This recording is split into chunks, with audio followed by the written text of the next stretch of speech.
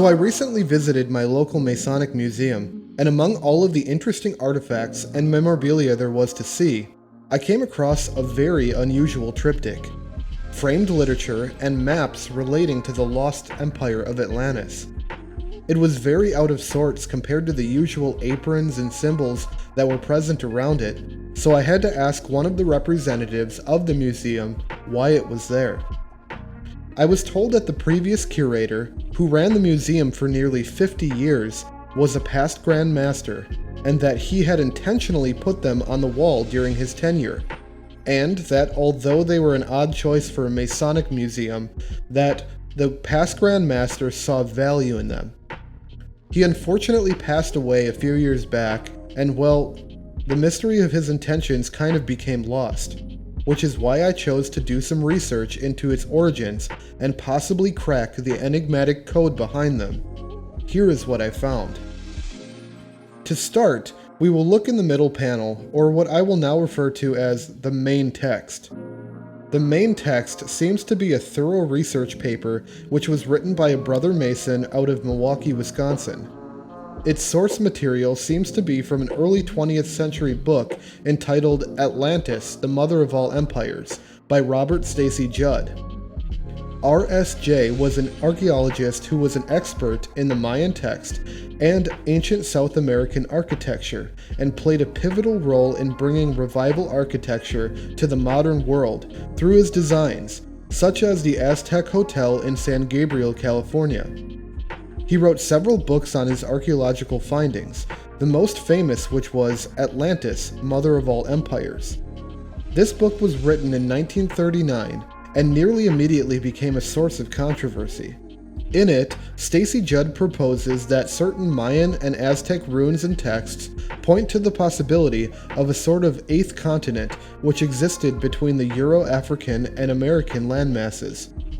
This area of land would have, if its writings are to be believed, been around the size of Australia, and that somehow through a cataclysmic event succumbed to the depths of the ocean we now appropriately call the Atlantic Ocean. But does this 20th century text have any truth to it at all?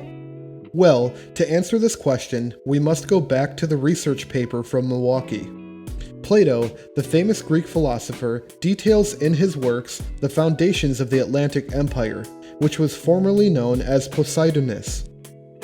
He claims that this lost civilization dawned during the age when gods walked with men on earth, and that they helped build the capital city within its empire. The paper then states that demigods born from this period became the descendants of Atlantis. Within the vast collection of American artifacts housed in the Museo de America in Madrid, Spain, is an artifact so rare that only 3 are still left in existence. This artifact is a codex written on amate paper, a sort of parchment made from flattened tree bark. It became known as the Mayan Codex.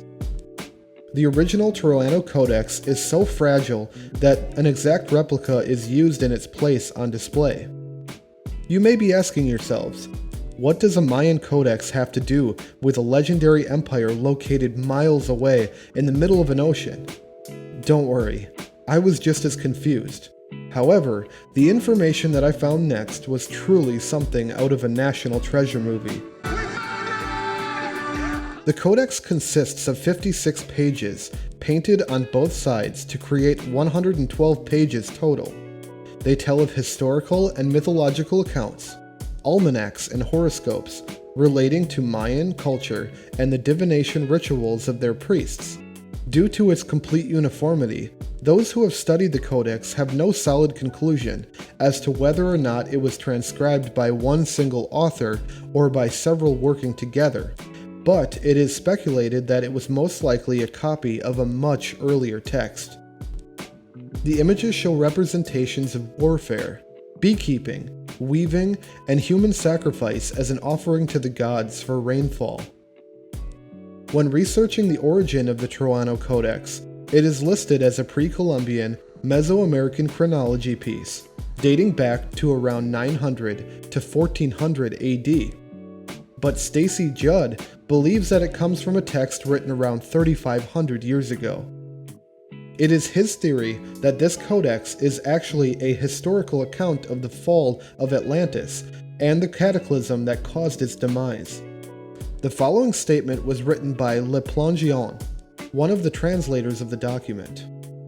In the year 6 Khan, on the 11th Mulak in the month of Zak, there occurred a terrible earthquake which continued without interruption until the 13th Chuen. The country of the hills of mud was sacrificed, being twice upheaved. It suddenly disappeared during one night, the basin continually shaken by volcanic forces.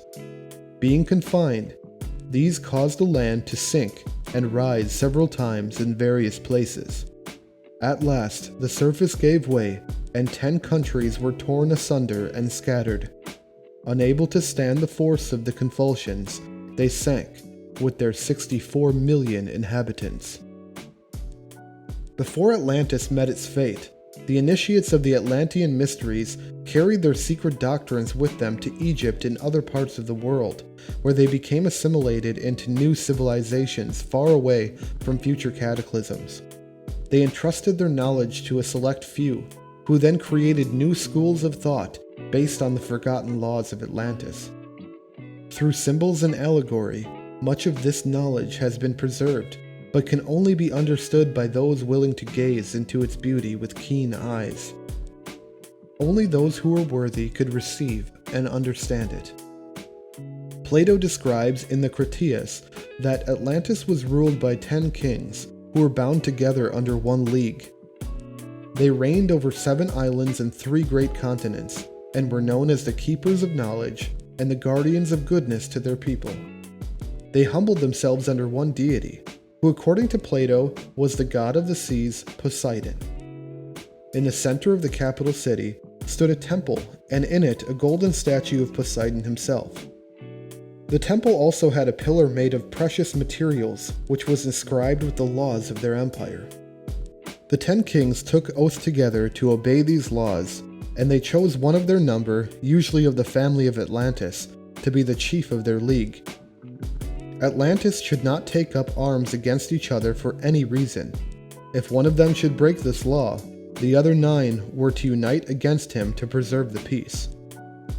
In all matters concerning the public good, the 10 kings were to deliberate together, and each should be mindful of the just needs of others, for they were the members of one body and the regents over the hands of the blessed God. In this way, Plato describes the government of the Golden Age, in which men live on earth ascending to the laws of heaven. Masonry came to northern Africa and Asia Minor from the last continent of Atlantis, not under its present name but rather under the general designation of sun and fire worship. The ancient mysteries did not cease to exist when Christianity became the world's most powerful religion. The great Pan did not die. Freemasonry is the proof of his survival. Atlantis was also said to have been the Garden of Eden, from which humanity was driven by a flaming sword. Perhaps an allusion to the earthly paradise supposedly located west of the Pillars of Hercules, and destroyed by volcanic cataclysms. The deluge legend may have been traced also to the Atlantean inundation, during which a world was destroyed by water. Fray Diego de Londa, 2nd Bishop of Yucatan, after the Spanish conquest in 1542, wrote a narrative of the things of Yucatan in 1566 AD. This bishop, rigidly pious and extremely fanatical in the execution of what he believed to be religious duty, cost the future student of the fascinating Maya subject an irreparable loss. In his narrative, he says quietly, naively, "We found a large number of their books of these letters, and because they did not have anything in which there was not superstition and falsehoods of the devil, we burned them all, which they felt very sorry for, and which caused them grief." Londa gave orders that the conquered Mayans were to bring all the books, including all manuscripts in their possession, into the public square of Mani in Yucatan, where they were burned. It is a very natural sequence that whenever one nation conquers another, Fear urges the victors to destroy immediately the leaders or brains of the subdued people. It is exactly the same motive which impels them to destroy all the writings of their victims when the contents are, to them, unintelligible. Landis's mandate, under such circumstances, is not unique. History records many similar acts of ruthlessness, destruction through fear, and the losses so incurred raise effective barriers against our knowledge of the past. Had all the ancient historical documents been preserved, what amazing pages of human history would now be at our disposal. However, there was one saving grace in Londa's unfortunate ecclesiastic rule, which is of immense value archaeologically. Time soon convinced the holy bigot that he had come among the people gentle, lovable, and exceedingly human. Stories of their amazing past came to his ears. First he was skeptical, then interested, and finally he desired nothing better than to write a historical record of the people, whom he first despised as imps of the devil. Meager and biased as the account is, it forms one of the most valuable documents which we have concerning the Mayans of the Yucatan.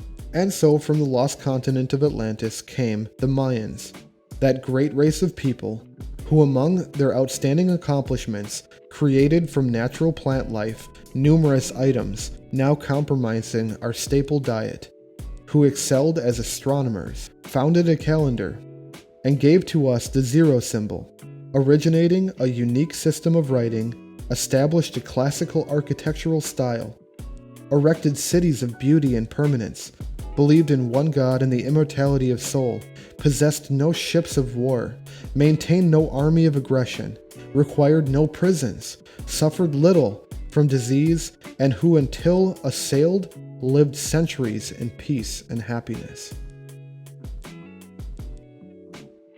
I will finish this video by one interesting thing that I found while researching. It was a very odd article when typing in Mayans and Atlantis that I came across called How I Found Lost Atlantis, the Source of All Civilization by Dr. Paul Schliemann, in which he states that when he was a kid, he was told that his great-grandfather had information on where Atlantis was located, and that as he was in the process of dying, he wrote down some clues on how to find it. So it says that there was an envelope that he left upon his death that said, "This can only be opened by a member of my family who solemnly vows to devote their life to the researches outlined therein." And then just an hour before his grandfather died, he wrote on a piece of paper, "Confidential addition to the sealed envelope. Break the owl-headed vase. Pay attention to the contents. It concerns Atlantis. Investigate east of the ruins of the Temple of Sais and the cemetery in Chacuna Valley. Important. Night approaches. Lebevol."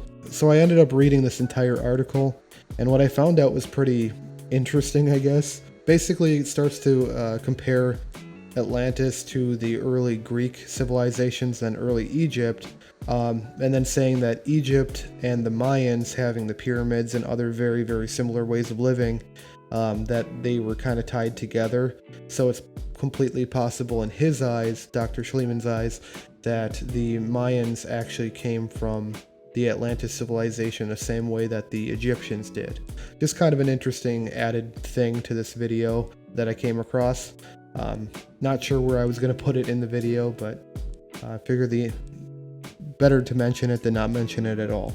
And with that said, I'd like to thank you for joining us on another edition of the Eleusinian Society. Make sure to like, comment, and subscribe if you want to see more of our videos pop up on your feed.